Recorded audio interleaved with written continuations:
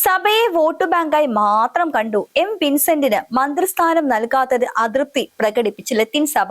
ലത്തീൻ സഭയ്ക്ക് വേണ്ടപ്പെട്ടവരെ ചേർത്ത് നിർത്തിയെങ്കിൽ ലത്തീൻ സഭയ്ക്ക് വല്ലാത്ത വിഷമമാകുമല്ലേ? അങ്ങനെയാണെങ്കിൽ എറണാകുളത്ത് ഒരു കണക്ക് തീർക്കാനുണ്ടല്ലോ ലത്തീൻ സഭയെ. ദീപ്തി മേരി വർഗീസിനെ നിങ്ങൾക്ക് പ്രിയമില്ലാത്തത് കൊണ്ട് എത്രാമത്തെ പ്രാവശ്യമാണ് ദീപ്തി മേരി വർഗീസിനെ നിങ്ങൾ തഴഞ്ഞു കളഞ്ഞത്? സഭയ്ക്ക് വേണ്ടിയല്ല അവര് പണിയെടുത്തത്, അവര് പാർട്ടിക്ക് വേണ്ടിയാണ് പണിയെടുത്തത്. ഒരുപാട് തവണ ദീപ്തി മേരി വർഗീസിനെ തഴഞ്ഞതാണ്. എന്തിന്? തദ്ദേശ സ്വയംഭരണ തെരഞ്ഞെടുപ്പിൽ അവരെ എറണാകുളം മേയറാക്കുമെന്ന് അവരെ പറഞ്ഞ് ഫലിപ്പിച്ച് അവസാനം മേയർ സ്ഥാനം കൊടുത്തത് ആർക്കാണ്? നിങ്ങളുടെ സഭയ്ക്ക് പ്രിയപ്പെട്ട അല്ലെങ്കിൽ സഭാംഗമായ സഭയോട് അടുത്ത് നിൽക്കുന്ന ഒരു വ്യക്തിക്ക് തന്നെയല്ലേ? ശരിക്കും പറഞ്ഞു കഴിഞ്ഞാൽ സഭയ്ക്ക് വേണ്ടപ്പെട്ടവരെ മാത്രമാണോ ഇവിടെ എറണാകുളത്ത് മേയറാക്കേണ്ടതും മന്ത്രിയാക്കേണ്ടതും? അങ്ങനെയാണെങ്കിൽ കോൺഗ്രസ് എന്നൊരു പാർട്ടി കോൺഗ്രസ് പാർട്ടി ആയിരിക്കില്ല. സഭ, ലത്തീൻ സഭ എന്നൊരു പാർട്ടി നിങ്ങൾക്ക് തന്നെ ക്രിയേറ്റ് ചെയ്താൽ മതിയല്ലോ. കാരണം സഭയോട് അടുത്ത് നിൽക്കുക, ലത്തീൻ സഭയുടെ അനുകൂലികളാകുക. ദീപ്തി മേരി വർഗീസിനെ തദ്ദേശ സ്വയംഭരണ തെരഞ്ഞെടുപ്പിൽ തഴഞ്ഞു. അതേപോലെ തന്നെ നിയമസഭാ തെരഞ്ഞെടുപ്പിൽ ദീപ്തി മേരി വർഗീസിന്റെ പേരെടുത്തിട്ടപ്പോൾ സതീശൻ, അതായത് ഇപ്പോഴത്തെ നിയുക്ത മുഖ്യമന്ത്രിയായ VD സതീശന് പ്രിയപ്പെട്ട ഒരു വ്യക്തിയെ തന്നെയാണ് എറണാകുളത്ത് മത്സരിപ്പിച്ചത്. എത്രാമത്തെ തവണയാണ് ദീപ്തി മേരി വർഗീസിനെ വെട്ടിക്കളഞ്ഞത്? എന്തുകൊണ്ട്? ദീപ്തി മേരി വർഗീസ് സഭാ അംഗമല്ല, അല്ലെങ്കിൽ സഭയോട് പ്രിയപ്പെട്ടവളല്ല, ലത്തീൻ സഭക്കാരിയല്ല എന്നൊരൊറ്റ കാരണം കൊണ്ടാണ് ദീപ്തി മേരി വർഗീസിനെ സകലമാരെ വെട്ടും കൊടുത്ത് വെട്ടിയത്. ദീപ്തി മേരി വർഗീസ് അന്ന് അനുഭവിച്ച വിഷമം ഇന്ന് നിങ്ങൾക്ക് ചെറുതായിട്ടൊന്ന് കിട്ടിയിട്ടുണ്ടാകുമെന്ന് പ്രതീക്ഷിക്കുന്നു. ഇനിയെങ്കിലും വോട്ട് ബാങ്ക് മാത്രമായിട്ടാണ് എല്ലാവരും, എല്ലാ പാർട്ടികളും, എല്ലാ മതസംഘടനകളെയും കാണുന്നത്. അല്ലാതെ പാർട്ടിക്ക് പ്രത്യേകിച്ച് അത്ര മമതയൊന്നുമില്ല. അതിപ്പോൾ കമ്മ്യൂണിസ്റ്റ് പാർട്ടി ആണെങ്കിലും കോൺഗ്രസ് പാർട്ടി ആണെങ്കിലും സകല പാർട്ടികളാണെങ്കിലും എന്താണെന്ന് വെച്ച് കഴിഞ്ഞാൽ അവിടെയെല്ലാം വോട്ട് ബാങ്ക് ആണ്. നിങ്ങൾ കോൺഗ്രസ്സുകാരിൽ ഒരു വോട്ട് ബാങ്ക് മാത്രമാണ് ലത്തീൻ സഭ. ഇതേപോലെ ജമാഅത്തെ ഇസ്ലാമി വോട്ട് ബാങ്ക് ആണ്. അതേപോലെ മുസ്ലിം ലീഗിന്റെ വലിയൊരു കോട്ട തന്നെ അപ്പുറത്ത് കിടക്കുന്നുണ്ട്.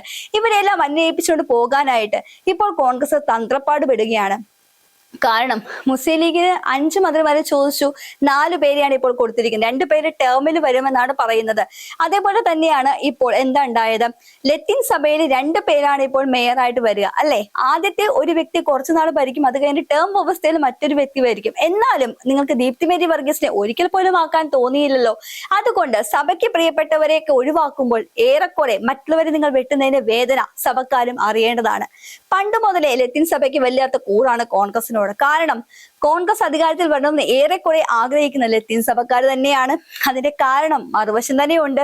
ശരിക്കും പറഞ്ഞു കഴിഞ്ഞാൽ രാഷ്ട്രീയത്തിൽ സഭക്കാരല്ലെങ്കിൽ മതം ഇടപെടേണ്ട ആവശ്യമുണ്ടോ എന്ന് ചോദിച്ചാൽ ഇല്ല എന്നാണ് ഉത്തരം പറയാൻ പറ്റുക. പക്ഷെ എന്തുകൊണ്ടോ ഇപ്പോഴത്തെ പാർട്ടികൾക്ക് സഭാംഗങ്ങളെയും അതേപോലെ മതത്തിനെ മാറ്റി നിർത്താൻ ഭയങ്കര പാടാണ്. കാരണം അവരുടേക്ക് നിലപാടെടുക്കുന്നത് തന്നെ ഇന്ന് പലരും മന്ത്രിയെ വരെ തിരഞ്ഞെടുക്കുന്നത് ചിലവരുടെയൊക്കെ വീടുകളിൽ കൂടിയിട്ടാണ്. വീടുകളിൽ ഒരുമിച്ച് സംസാരിച്ചിട്ട് ശേഷമാണ് അവർക്ക് ഇഷ്ടപ്പെട്ടവരെ മാത്രമാണ് ഇപ്പോൾ ഇന്ന മന്ത്രി ആക്കുന്നത്. അതിൽ സഭാംഗങ്ങളും പെടും. കാരണം ഇലക്ഷന്റെ സമയത്ത് നമ്മൾ കാണുന്നതാണ്, ഓരോ പള്ളികളിലും പോകുന്ന ഓരോ സമുദായ നേതാക്കളുടെ അടുത്തും ഓരോ നേതാക്കളും മാറി മാറി പോകുന്നതെല്ലാം നമ്മൾ കാണുന്നതാണ്.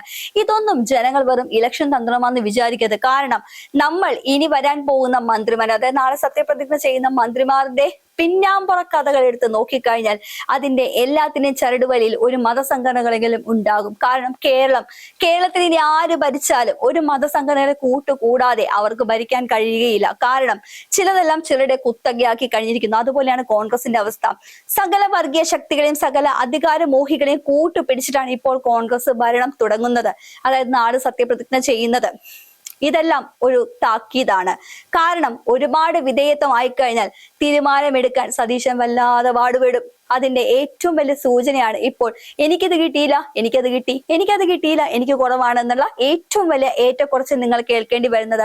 ലത്തീൻ സഭ ഒരുപാട് പേരെ വെട്ടിയിട്ടുണ്ട്, പ്രത്യേകിച്ച് ദീപ്തി മേരി വർഗീസിനെ. അതുകൊണ്ട് ദീപ്തി മേരി വർഗീസിനെ പോലുള്ള നല്ല ഒരു വനിതാ നേതാവിനെ വെട്ടുമ്പോൾ ആലോചിക്കണം. ഇപ്പോഴത്തെ വിൻസെന്റിനെ വെട്ടിയപ്പോൾ വല്ലാതെ വിഷമിച്ചല്ലോ. അതുകൊണ്ട് ലത്തീൻ സഭ എന്നല്ല, ഒരു സഭയും ഒരു മതവും ഒരു വ്യക്തികളും, അതായത് മതവുമായി ബന്ധപ്പെട്ട ഒരു വ്യക്തികളും രാഷ്ട്രീയത്തിൽ കൂടുതൽ അഭിപ്രായം പറയാതിരിക്കുകയല്ലേ നല്ലത്.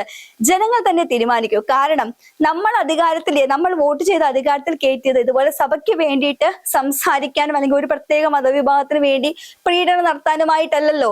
അതുകൊണ്ട് ജനങ്ങൾ കഴുതകളാകാതിരിക്കുക. 5 വർഷത്തേക്ക് നമ്മൾ കുത്തിക്കൊടുത്തത് കോൺഗ്രസ്സുകാർക്കാണെങ്കിൽ ലജ്ജിക്കുന്നുണ്ടാവും. കാരണം ഇപ്പോഴത്തെ സാമുദായിക ശക്തികളുടെയൊക്കെ അടിയറവ് വച്ചിരിക്കുകയാണ് ഇപ്പോഴത്തെ കോൺഗ്രസ് എന്ന പാർട്ടി. അതുകൊണ്ട് തന്നെ ഏറ്റവും പരിതാപകരമായ അവസ്ഥ തന്നെയാണ് കോൺഗ്രസിന്.